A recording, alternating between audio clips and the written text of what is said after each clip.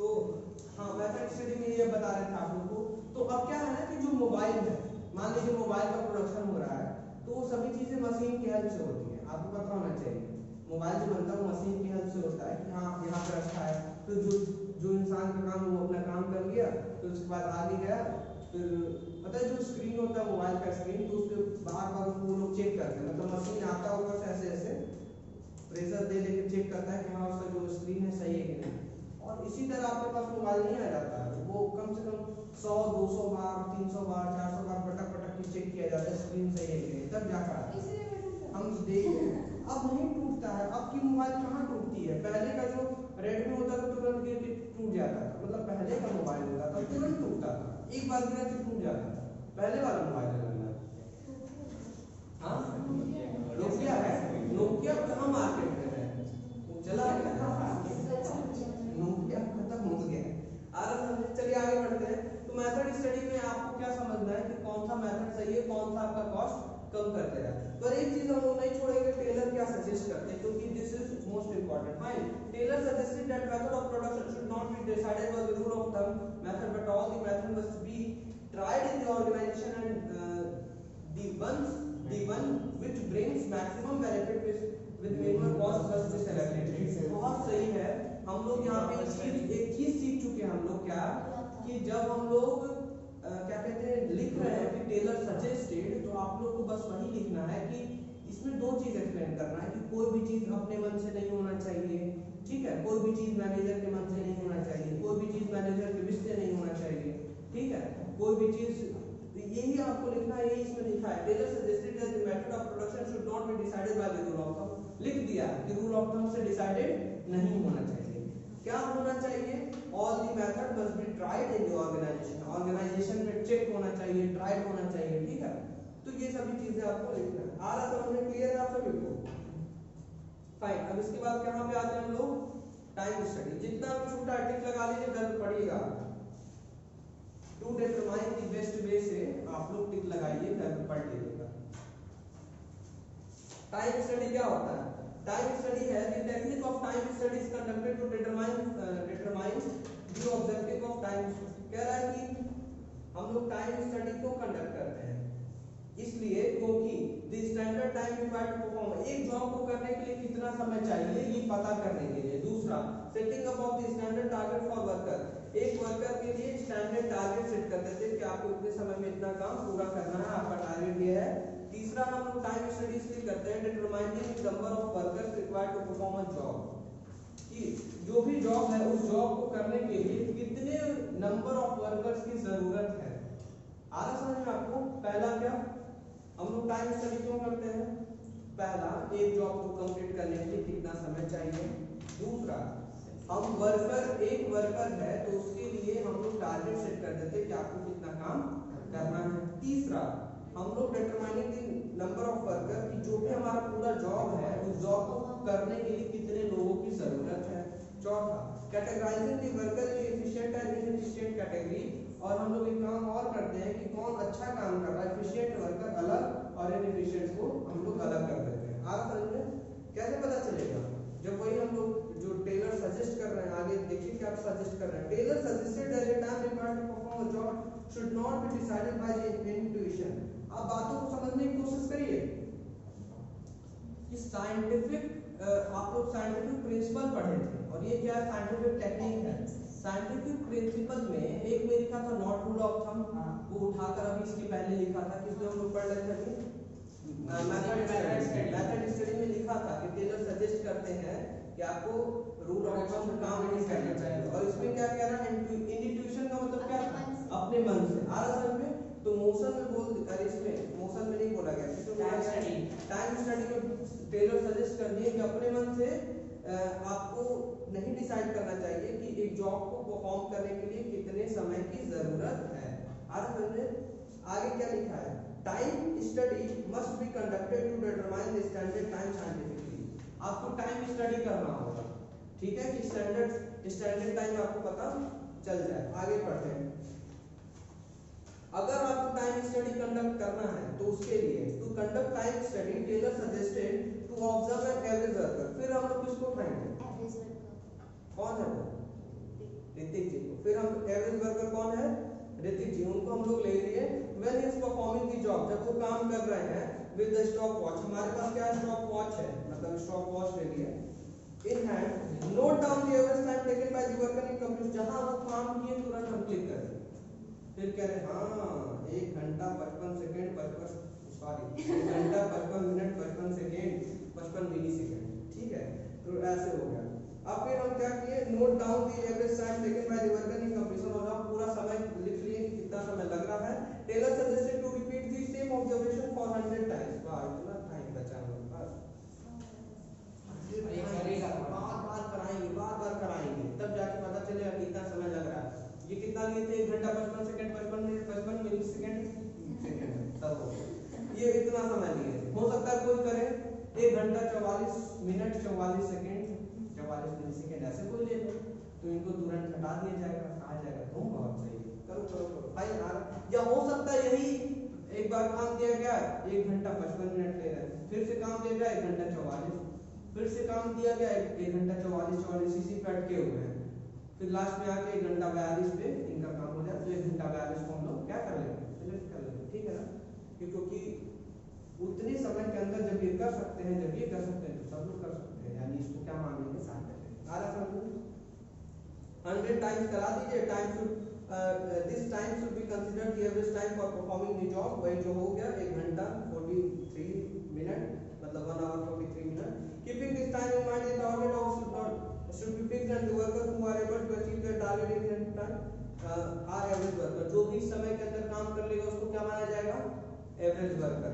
Fine, क्या हो गया, आ रहा है क्या, बताना चाहिए और तेज कर देते 20 हो गए, मतलब कि कम हो गया, क्लियर है। If the worker is able to achieve target, फिर इसके आगे लिखा है कि जो इस समय के अंदर अंदर कर ले रहा है वो सही है, एवरेज वर्कर है, ठीक है, फाइन। आगे बढ़ते हैं मोशन स्टडी। मोशन स्टडी क्या कर रहा है, पढ़िए। मोशन स्टडी में the scientific technique of motion study is conducted और the objective of motion to determine the movement of worker when they are performing job. अब मोशन स्टडी जब आप काम कर रहे हो तो कितने बार मूवमेंट कर रहे हो, ठीक है। To differentiate between productive and productive movement, जब आप मूवमेंट कर रहे हो तो तरीका दो चीज होगा, एक बार आप मूवमेंट किए ऐसे ऐसे, तो हो सकता है कि काम से मूवमेंट किए, मतलब कुछ काम था, सच में कुछ लेने गए हो आप। एक मूवमेंट ही हो सकता है कि सर कॉफी पीने गए थे, फिर पूछे तो सर चाय पीने गए, फिर पूछे कुछ बताइए आप, केसर दूध पीने गए थे, फिर पूछे तो गाजर का हलवा खाने गए थे। अरे भाई आप काम करने के लिए आए हो या पीने खाने के लिए आए हो, ये बताओ। तो ये बार बार तो हम लोग को चीजों को देखना पड़ेगा कि जब आप मूवमेंट कर रहे हो, अपने जहां आपका काम है, अपना सीट छोड़कर आप जा रहे हो, अपना केबिन छोड़ के आप जा रहे हो, अपना ऑफिस छोड़ के आप जा रहे हो, तो भाई करने क्या जा रहे हो, क्या आप मतलब प्रोडक्टिव चीजें से रिलेटेड आप काम करने जा रहे हो या चाय पीने और गाजर का हलवा खाने जा रहे हो, आ रहा समझ, ठीक है। तो उसको हम लोग को ध्यान देना बहुत जरूरी है। कह रहा तीसरे में हम लोग मोशन स्टडी इसलिए करते हैं कि for cutting down on productive and wasteful movement, पहले तो हम कट कर दें कि भाई आप गाजर का हलवा मत खाइए, कॉफी पीना सिर्फ एक बार पी सकते हैं, कॉफी पी रहे हैं, चाय पी रहे हैं, उसी में दूध पी रहे हैं, तो पता चला अंदर जाके भूकंप आ जाएगा। आज से चलिए, और डी में क्या लिखा हुआ है, to design suitable equipment and tools to minimize the unproductive movement of worker. देखिए क्या आपको एक चीज बता दें, जब इससे पहले आप लोगों को पढ़ाया जा रहा था तो उस समय हम समझाए थे कि मान लीजिए कि जो प्लास्टिक है, पैकिंग करने वाला कुछ सामान है, आप यहाँ पे खड़े हैं, पैकिंग हो रहा है, आप प्लास्टिक लेके लगाए जा रहे हैं, ठीक है। अब नहीं, प्लास्टिक लेकर नहीं लगाया गया है, आपके पास प्लास्टिक खत्म हो गया, फिर दौड़ के गए 10 पीस सिर्फ लेके आए, कितना पीस, 10 पीस, और 10 पीस लगाए, फिर 10 पीस 10 सेकंड में कम हो, फिर दौड़ के जाए, फिर लेकर आ रहे हैं, तो क्या ये लग रहा है कि प्रोडक्टिव चीज है, ये अनप्रोडक्टिव चीज है। क्यों? क्योंकि भाई आपको 10-10 सेकंड में आपको प्लास्टिक चाहिए, तो आप पूरा प्लास्टिक का पेटी ही लाकर रख लीजिए अपने पास से एकदम फिट कर लीजिए, नीचे सेट कर लीजिए, वहीं से निकाल कर इकट्ठा जो 10-10 रखने हैं वो 100 पीस, 1000 पीस, 5000 पीस एक ही साथ रखिए, जल्दी जल्दी प्रोडक्शन होता रहता है ना, कि प्लास्टिक निकल रहा है, प्लास्टिक निकल रहा है। अब आप ही बताइए, जो हमारे पास फोटो स्टेट के नीचे है मशीन है जो, अब उसमें एक ही बार में पेज डाल देता है, वैसा नहीं है कि रानी जी कितना पेज कराएं, 100 पेज, ठीक है, एक पेज लगा हुआ हो गया, एक पेज हाँ खाली हो गया, फिर दूसरा पेज, ऐसे तो कुछ मतलब नहीं है। तो यही चीज कहना चाह रहा है कि जो चीज एकदम एकदम पॉसिबल है आसपास, आप उसको रख लीजिए, बाहर का मूवमेंट क्यों कर रहे हैं, लेट हो रहा है। ठीक है, क्लियर है, फाइन। अब टेलर जो सजेस्ट कर रहा है उसको पढ़ना बहुत जरूरी है, तो आइए पढ़ लेते हैं। To conduct motion study Taylor suggested to observe an average worker, किसको उठाया जाए, कौन है, ऋतिक, जिसको हम लोग उठा लिए, एवरेज वर्कर है। Well is performing the job, जब ये काम कर रहे हैं, note down all the movement he is doing. अब इनका मूवमेंट किया जाएगा कि कब कब ये मूवमेंट कर रहे हैं, how many times is setting up from his place, getting up तो हम सेटिंग अप कर रहे हैं, वाह वाह, बहुत अच्छा बहुत अच्छा। लिखा है कि how many times is getting up from his place, अपना जगह छोड़कर ये कितने बार मूवमेंट कर रहे हैं, ये हमको नोट करना है। How many times is bending down, bending down का मतलब क्या है कि मतलब अपने काम को छोड़कर इधर उधर कर रहे हैं, थोड़ा ध्यान इनका हट रहा है, ठीक है, वो सभी चीज है। आगे क्या लिखा है, रिपीट इट फॉर 100 टाइम्स, बार बार इसको रिपीट कर दीजिए, पता चल जाएगा कि इनका आदत खराब है, बार बार कॉफी चाय और गोलगप्पा खाने जा रहे हैं, आ रहा समझ में, ठीक है। विद डिफरेंट वर्कर और writing all the movement classified in productive, अलग अलग वर्कर के साथ करना है, ऐसा नहीं कि सिर्फ इन्हीं को उठाकर करना है, ठीक है। हो सकता है कि नेहा जी को बैठाया गया तो इनकी भी नीड है भाई, चाय कॉफी और ब्रेड पकौड़ा, समझ में आ रहा है।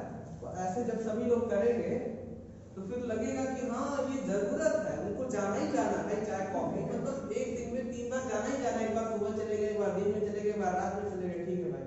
सुबह सुबह क्या चाहिए, चाय, रात में क्या चाहिए, कॉफी, दिन में क्या चाहिए, ब्रेड पकौड़ा, ठीक है, 3 तरीके से मान लीजिए। अब जब सभी लोग करेंगे तो भाई मान लिया जाएगा कि भाई 100 लोग कर रहे हैं, अलग अलग वर्कर सेम वही कर रहे हैं, क्या रहे अरे सर रात का कॉफी नहीं पीएंगे तो जगेंगे कैसे, पता चला करते करते सो गए वहीं पे, तो मशीन के अंदर बैठ करके निकल जाएंगे, आ रहा समझ में, फाइन। तो वही लिखा है कि repeat it for 100 times with different workers after writing all the movement classify them in productive. अब ये जब सभी चीजें आप लिख लेंगे तो फिर क्लासिफाई कर सकेंगे कि कौन सा प्रोडक्टिव और कौन सा अनप्रोडक्टिव है, ठीक है। और कह रहा है कि आप स्ट्रेटेजी बनाइए, कट डाउन करिए, किसको कट डाउन करेंगे, अनप्रोडक्टिव मूवमेंट, क्लियर है।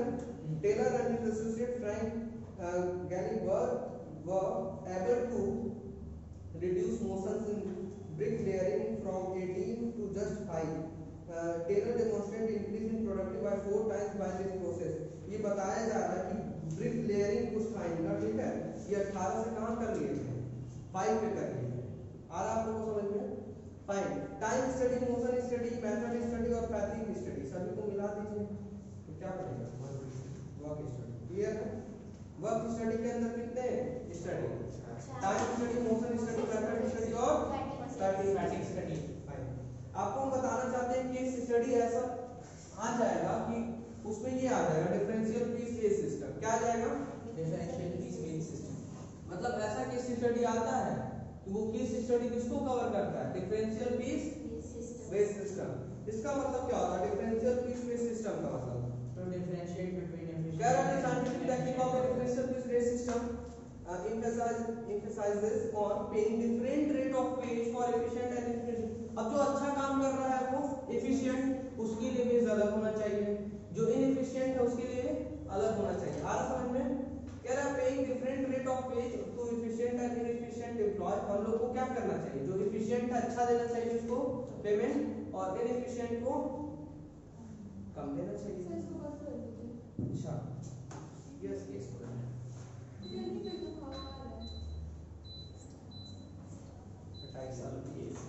बंद कर दें, खत्म। अब इसके बाद क्या है, extra wages paid to efficient employed will motivate them to remain efficient. अब यहां से समझने की कोशिश करिएगा, ठीक है, क्या है कि एक्स्ट्रा वेज पेड कि हम आपको ज्यादा वेजेस देंगे क्योंकि आप एफिशिएंट हो और आप इसी तरह बने रहना। आगे क्या है, extra wage paid to efficient employ, फिर से अगेन एक्स्ट्रा हम देंगे कि तुम मोटिवेट हो, हम एक्स्ट्रा तुमको फिर से क्यों देंगे, क्योंकि तुम मोटिवेट बने रहो पहला, और दूसरा कि सामने वाला भी जो इनएफिशिएंट है वो भी मोटिवेट होकर आपके पास आकर वो भी एफिशिएंट तरीके से काम करे। When payment is given according to number of unit produce automatically the production will be maximised. हर साल में क्या है, जितना ज्यादा प्रोडक्शन उतना ज्यादा वेजेस देंगे, तो उस हिसाब से सब क्या चाहेगा कि ज्यादा प्रोडक्शन करेंगे हम एक दिन में, आप समझे। टेलर सजेस्ट नहीं किया क्या, Taylor suggested that the company must fix a standard rate of wage. Taylor कहते हैं कि कुछ स्टैंडर्ड रेट ऑफ वेजेस आपको फिक्स कर लेना चाहिए कि जो भी वो लोग प्रोड्यूस कर रहे हैं standard output for their target, ठीक है। द वर्कर्स, क्या लिखा है, दी workers who produce more than the standard target must be paid. अब स्टैंडर्ड टारगेट का मतलब कि आप सुबह 9 बजे से लेके रात के सुबह 9 बजे से लेके शाम के 5 या 6 बजे तक आप 100 यूनिट प्रोड्यूस कर लेते हो, पर कोई वर्कर 100 यूनिट से अगर अधिक कर रहा है तो आप क्या करोगे, स्टैंडर्ड टारगेट से अगर वो अधिक कर रहा है तो आप क्या करेंगे, उसको अधिक भेज देंगे। साक्षी जी ऐसा फेस आप बनाए जिसका अगर कोई पीछे से मार दिया क्या आपको, ऐसे एकदम गुस्से में ऐसे क्यों गुस्से में है, एकदम लग रहा है ज्यादा सीरियस हो गए, ज्यादा पढ़ रही है क्या। आपको हम बताना चाहते हैं थोड़ा सा जो समय था उस समय के अंदर हमको ये कवर अप करना बहुत जरूरी था। इस समय क्या हो रहा है कि हम कॉन्टिन्यूअसली बोलते जा रहे हैं, ठीक है, तो इससे क्या हो रहा है कि कम समय में हम लोग ज्यादा पढ़ते जा रहे हैं। एक ऑनलाइन स्टूडेंट को हम पढ़ाते थे जुमराज वगैरह पर, तो क्या होता था वो सिर्फ आधा घंटा पढ़ाते थे, तो उसमें ये होता था कि उनकी मम्मी परेशान हो जाती थी कि क्यों आप आधा घंटा पढ़ाते, क्यों नहीं 1 घंटा पढ़ाते हैं। तो बात ये आता था कि आधा घंटा हम कॉन्टिन्यूअसली उनको पढ़ाते रहते थे, बोलते रहते थे, वो सुनते रहते थे, समझते रहते थे, मतलब लगातार पढ़ाते रहते थे। जो होता है ना कि 1 मिनट रुक जाए या ये लिख लीजिए वो लिख लीजिए, कुछ नहीं, डायरेक्ट बताते, एक टॉपिक 2 टॉपिक पूरा खत्म कर दे जाते थे ऐसे ऐसे। तो आधे घंटे में वो थक जाते थे और हमारा एनर्जी भी लगता था हाँ डाउन हो रहा है, ठीक है। उसके आगे हम कंटिन्यू कर सकते थे, बट वो सामने एकदम थक जाते थे, हम कहते थे बस हाँ सर ठीक है, बस बहुत ज्यादा पढ़ लिया, ऐसे आधे घंटे में इनफ हो जाता था। अब उनको ये परेशानी थी आधा घंटे में आधा घंटा ही क्यों पढ़ाते हैं। फाइन, आगे बढ़ते हैं। तो यही है, हम लोग ज्यादा मतलब पढ़ रहे हैं नजर, ठीक है। फाइन, तो ये डिफरेंशियल फीस वेजेस सिस्टम में जो मेन चीज आपको समझ में आ गया, टेलर क्या सजेस्ट किए हैं, the company must fix a standard rate of ways for workers. आया समझ में, चलिए छोड़ दीजिए। अब क्या पढ़ेंगे हम लोग, मेंटल रिवॉल्यूशन। मेंटल रिवॉल्यूशन हम लोग पढ़ चुके हैं, किसको किसको याद है, क्या है, हाँ, कह रहा है कि change in mental attitude of workers and management. अब देखिए कल ही आप परसों आपको कुछ बताया गया था, एक मैनेजमेंट, एक कौन सा ग्रुप होता है, क्या एक होता है वर्कर ग्रुप और एक मैनेजर ग्रुप होता है, या कुछ और था, वही मैनेजमेंट। 2 ग्रुप होता है मैनेजर, मतलब मैनेजमेंट का ग्रुप होता है टॉप लेवल, और एक क्या होता है मतलब वर्कर लेवल। अब ये दोनों लोग क्या सोचते हैं, जो टॉप लेवल वो क्या सोच रहा है कि हम इनको ज्यादा पैसा देते हैं और ये लोग कम काम करते हैं, और इनको क्या लगता है काम इतना करवाते हैं और पैसा एकदम कम देते हैं, ठीक है। ये दोनों में क्या लगता है हमेशा मतलब ये भिड़ंत रहता है। तो अब क्या कहा जा रहा है यहाँ पे, टेलर बोलते हैं कि generally in every organization worker feel the management exploit them, कि वो एक्सप्लॉइट कर रहे हैं, ओवरबर्डन काम दे रहे with excess work and pays them less. On other hand management क्या फील करता है कि workers always grumble, they follow go slow policy, धीरे धीरे चलते हैं, धीरे धीरे काम करते हैं, डैमेज द इक्विपमेंट को खराब करते हैं, काम एकदम केयरलेसली करते हैं। आ रहा समझ में आपको, मतलब सब बर्बाद कर दिया है। Both the group suspect each other, एक दूसरे को सस्पेक्ट करते हैं, मतलब एकदम मतलब पूरा तो गलत नजर से भी देखते हैं, बेटा पैसा बहुत लेते हो काम कम करते हो, ठीक है, ऐसा सीन हो जाता है। आगे बढ़ा था, क्या लिखा है, in the technique of mental revolution Taylor stress, यहाँ पे सजेस्टेड को क्या क्लिक किया है, स्ट्रेस, मतलब वो क्या उस पे आपका ध्यान लेना चाहते हैं, स्ट्रेस करना चाहते हैं इस चीज को। तो आप लोग यहाँ पे ये बोलिए कि Taylor suggested that there is need to change the attitude of both the groups drastically, का मतलब आप वर्ड मीनिंग देख लीजिएगा घर पे। He referred to change as revolution of mind to develop positive thinking and feeling of cooperation for each other। वो ये कहना चाहते हैं कि जो मैनेजमेंट ग्रुप है वो भी मन हल्का कर ले, फालतू ना सोचे, ये सोचे कि बहुत ज्यादा काम करते हैं हम पैसा कम देते हैं, एक दूसरे के प्रति आप लोग कोऑर्डिनेशन करिए, साथ मिलकर काम करिए और आगे बढ़ते रहिए। इसके बाद आपका सब खत्म। अब एडवांटेज ये सब घर पे पढ़ लीजिएगा, मतलब ये रिवीजन बहुत अच्छे से हमारा आज हो गया, क्लियर है। टाइम कितना हो रहा है, 6:30 हम 10:30 इतना ज्यादा पढ़ा दिए। फाइन, तो आज की क्लास हम लोग इतना ही रखते हैं। बाकी आप सभी को हम बताना चाहते हैं केस स्टडी भी पढ़ाना ये हमारी रिस्पॉन्सिबिलिटी है, क्योंकि जितना आप लोग को पढ़ना था आप लोग केस स्टडी अपने से पढ़ चुके हैं और हमें लग रहा है हमें पढ़ाना चाहिए। तो कल हम लोग क्या करें, केस स्टडी हम कल आप लोग को मंगाकर मतलब बुक मंगाकर हम क्या कर सकते थे, पढ़ा सकते थे, पर केस स्टडी कल हम आप लोग को नहीं पढ़ाएंगे। कल आप लोग मैक्रो लेके आइए, मैक्रो का रिवीजन होगा। सर कल क्या है कि नहीं पढ़ाएंगे सर, कल मैक्रो, हम मैक्रो का रिवाइज करेंगे। बताइए केस स्टडीज का। हाँ बता दे रहे, देख ले रहे, अभी हम देख ले रहे हैं। एक मिनट क्लास से पहले होमवर्क कर लिया गया, उसको पहले कोविड-19